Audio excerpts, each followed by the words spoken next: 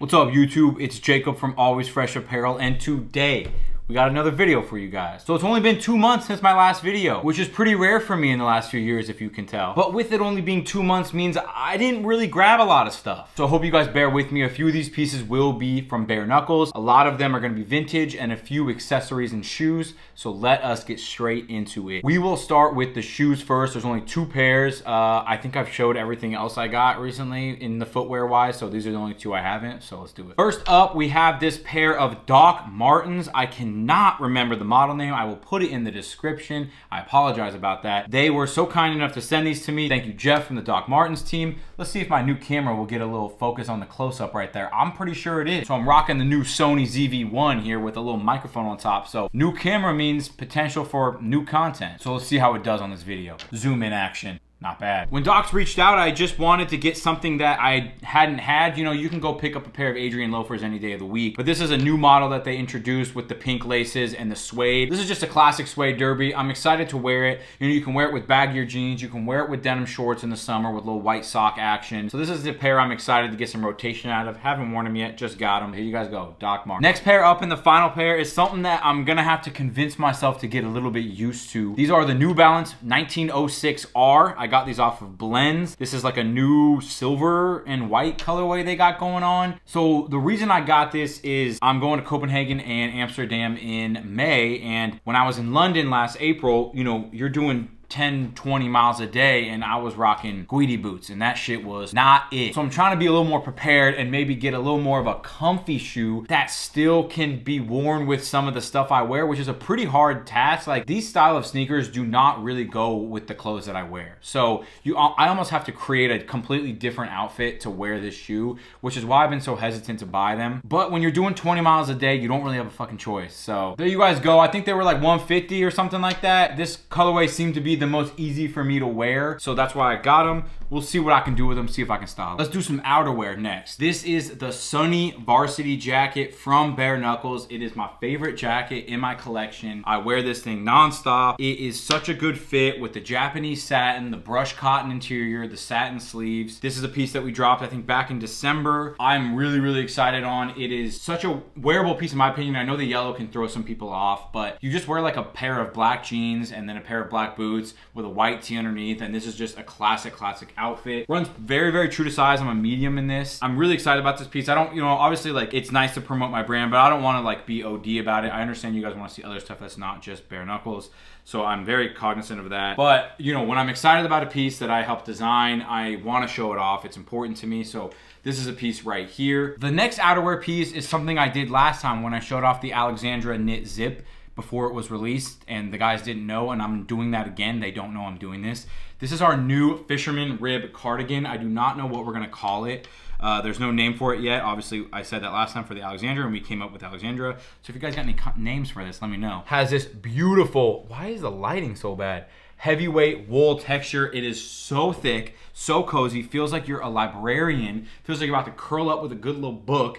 We did La Perla buttons, which is this amazing factory out in Italy. 2 deep front hand pockets, just a very classic fit. I believe a medium, which is what I'm rocking, is a 23.5 chest by 23.5 length. Sits right at your waist, perfect width. We actually showed this off in a few of our lookbooks, I think back in the day for the hickory stripe pants maybe, and people had asked us about it. So we're finally getting it out to you guys. It is this, like I said, amazing Japanese wool. Once you get it in hand, it's got some substance, okay? This thing is heavy. And that's what we want to do. Like, knits to us are so important, and making sure that the quality of the knit is important. So that is why we love this piece. I will, obviously, there'll be overlay of me trying it on. You might have already seen it, but here you guys go. I have 3 tops for you guys today. First up is one t-shirt. It is my favorite t-shirt. It's actually the only t-shirt I've bought in like the last 6 months, but it is my favorite t-shirt I've bought in the last 6 months. It is this Big Mac Attack Rescue Squad t-shirt. McDonald's t-shirt on the good BVD tag. This is honestly really small. Like, I tried to stretch it as best as I could. I got it on Depop. I don't know if you guys know this. I love McDonald's. You know, I think it's the most consistent meal you can get ever. Breakfast, the fucking classic McMuffin. dog. I'm probably never gonna wear it, but I had to cop it. It's important, you know what I mean? Next up, I have 3 vintage button-ups, and I'm actually gonna do a TikTok about this. These are all going to the tailor to get altered and customized a little bit. So if you wanna see more about that, go to the TikTok. It's Jacob J. Keller, it's the same as YouTube. But let's just briefly run through them. This is just an old Penney Big Mac button-up shirt, just a classic blue denim chambray. The reason I got it is it had this really cool repair right there on the front. And then what I'm gonna do is, because it has all these holes, as you guys can see right there, I actually have some fabric swatches in here from, obviously, you know, one of the benefits of running a brand is that you get all these fabric swatches. So I'm gonna give them to these, and I'm gonna have my tailor patch all of these holes with these patches of fabric. So I'm also gonna have them probably shorten it about 1 inch so that it just sits a little bit higher up on my waist. This is a button up I'm really excited about. It's a little more of a formally thing, even though it's got kind of some stains on it. But I will kind of wear it maybe on a little dinner out date kind of vibe. Next up, I just got this one yesterday at Carnival, which is Kissing Booth's vintage market that we put on. We put it on once a quarter. So if you guys ever want to come down, please do. All the info will be on Carnival Vintage Market Instagram. I'll put that in the description. This is just another 5 brother, you know, size large. The only thing about this is that it's a tall man, which I believe means that there's extra length to it. Which is not good for someone who's 5'8". So when I take this to the tailor, I'm gonna have them obviously shorten it maybe 2 inches. So again, it sits right at the waist. This one does have some elbow blowout, but I might just leave that on this one. The sleeves are nice and frayed. I really have never seen like kind of this like rusty orange color before, so that's why I picked it up. Really excited about this one. Last up, but definitely not least, we got the Pilgrim fucking picnic blanket ass flannel. I tried this on at a store in Silverton, Oregon by a homie, Ross. He owns it, Daylight Vintage. He's a vendor at our Carnival Vintage Market. Back in 2022, I tried it on, regretted not getting it every single day.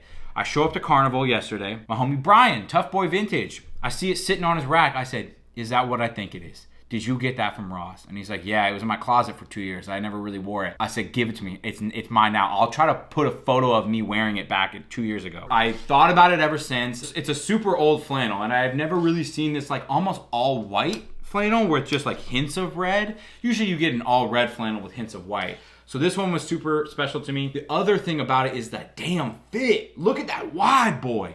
It also has period correct repairs all on the sleeve. So this one I might not touch with the tailor. I might leave it as is, but we'll figure it out. Next up, we have 2 pairs of bottoms. I'm not sure if I showed these off. These I got from Kissing Booth a very long time ago. I think you guys have seen me wear these. Yeah, if you saw me on my Instagram, I brought these to London and I wore these all the time in London just because they're flowy, they're fun, they got a big high rise, they're wide, they're relaxed. And, you know, something easy going when you're out and about. The back is crazy. Look at the repair on that belt loop right there. There is a heart repair on the butt as well. I'm trying to see if you can see that. The one downside to a pair of jeans that's this old and this tattered is the pocket bags were absolutely destroyed. So one thing I want you guys to understand that a tailor can do is completely replace the pocket bags. So that's what my tailor did. She completely put new pockets in with a new fabric. So now I don't gotta worry about my phone falling out. She also patched, I put my wallet in my back right pocket, don't fucking steal from me. And this was a hole right here. So I had this hickory fabric right here that she patched all on the inside of the pocket so that it does not fall out when I'm out and about. So remember, a tailor can be your best friend, all right? Keep that in mind. Last up for the pants is this pair of big boy Levi's Silvertab shorts. I got these at Varsity Los Angeles when we were down there for our last trip doing a factory run. These are some long boys. I think the inseam on these is about 12 to 13 inches. I have a pair of Acnes, I have a pair of BKs. They're all in like the 9 to 10 inseam range, which is great. That's more everyday wear, but I just wanted a pair of big boys. So these are like, you know, super, super baggy. They're almost going to calf level. You know, I wouldn't maybe wear these every single day, but this is something that I wanted to at least try my hand at style-wise. They're pretty big on the waist too. I think they're like a 35, so I gotta belt them, but excited to try these out in the summer, maybe with those derbies you saw earlier. Okay, I lied. There's actually 3 pairs of jeans, and if I gotta go back and edit that. I forgot about these boys. These are the Serge loose boot cut in the studded colorway. Well, it's not a colorway. These are my go-to everyday jeans. I don't wanna talk too much about them. 13-ounce denim, mid-weight in this kind of charcoal gray wash with the nickel studs going down the outseam along with the pocket. I'll wear these all the time. I don't want to get too in depth. We know we've already posted about them. They're already on the website. I know they're more of an expensive piece, but the studding does not come cheap when down in Los Angeles. If you got a little bit of bread and you got a little bit of itching to buy yourself something, I would say that this and, you know, the Sonny Varsity jacket are two pieces that I think are very slept on. Last up, I have 4 accessories. I have 2 bags. So let's get into the first one right here. This is a bag from our Legacy. My girlfriend Erin got this for me for Christmas. In LA, you know, I'm always carrying around my laptop. I'm always carrying around, you know, hand sanitizer because you're touching dirty stuff. Lotion, you know, water bottle, pamphlets of fabric. And I didn't really have like a go-to bag that closed.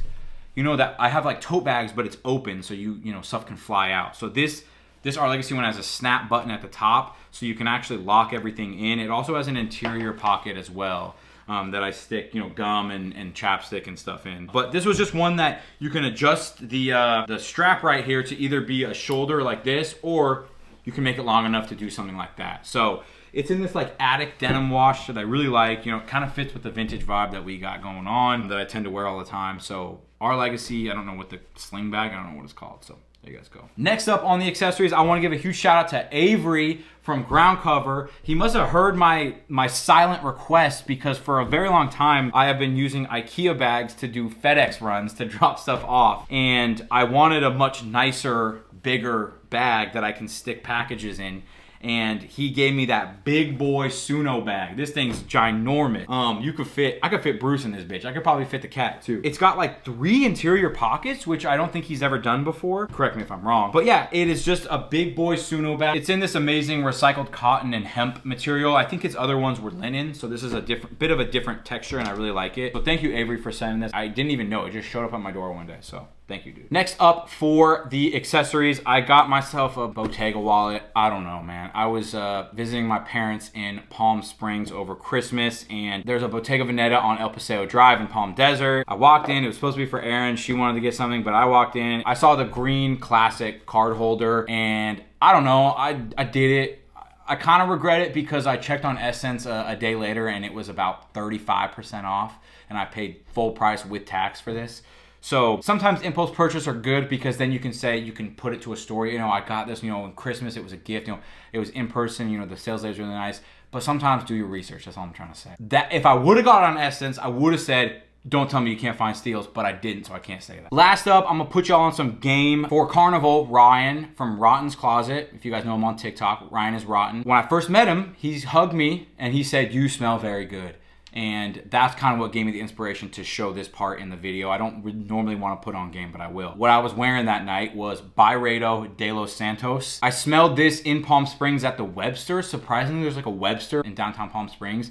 They had this sitting there, and I smelled it, and I was like, oh man, that's good. I didn't fully know what the notes were when I bought it. So it says sage, mirabelle, orris, cyst oil, musks, ambroxan, and palo santo. So it's a little bit smoky, a little bit musky. It's not overpowering at all. I really enjoy easy to wear fragrances. I don't want to smack you in the face, but I want it to be like, if you're getting close enough, you can be like, oh damn, okay, I feel it. So that's what this scent does. You know, maybe go into your local store and see if you can smell it to see if it works for you. So there you go. So thank you guys so much for watching. Really means a lot that y'all are still sticking with me. You know, it's been almost 11, 12 years of me doing this.